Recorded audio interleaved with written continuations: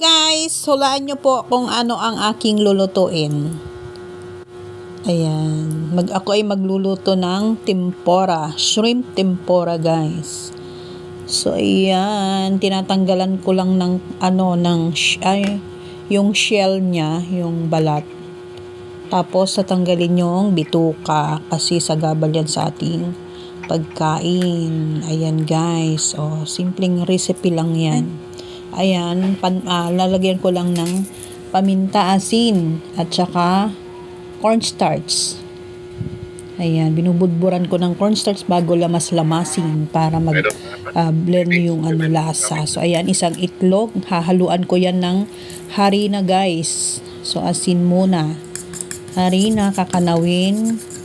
Ayan, dyan ko ididip yung yung hipon bago sa breadcrumbs. Ayan, breadcrumbs yan yung ko sa kanya. Babalutin ng breadcrumbs as ipiprito na. So ayan, maluto na at isa-isa na natin yung hinahango, guys. So ayan, napakasarap yung tempura, guys. Simpleng lang yan, recipe. Kung wala kayong ibang maisip na luto sa hipon, pwede yung ganyan, tempura, at siguradong magugustuhan ninyo yan. Ayan, crispy na, masarap. Ayan, luto na yung aking tempura. Ayan, easy recipe, madaling lutuin pagka walang maisip na luto sa hipon. Tikman nga natin tong hipon kasi parang siya, ang crispy. Kumakain na yung aking apo. Nagustuhan din niya yung tempura, guys. Yan, guys. Masarap yung tempura na yan. So, atin na siyang titikman. Oh, walang tapon sa na yan, guys. Sa hipon na yan pagka ganyan ng pagkaluto.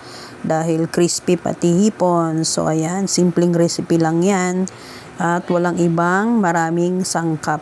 Harina, cornstarch, paminta, at asin lang yan, guys. At syempre, mantika na pang luto. O ayan, sarap siyang papakin. At sigurado naman na magugustuhan ninyo ito. At baka mapa-only rice pa kayo nito. Ayan, sarap siyang isawsaw sa suka.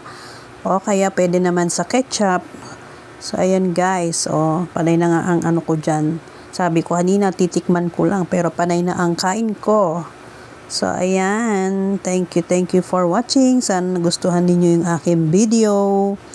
At hanggang sa muli.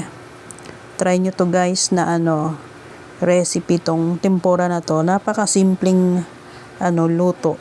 Thank you for watching. See you in my next video.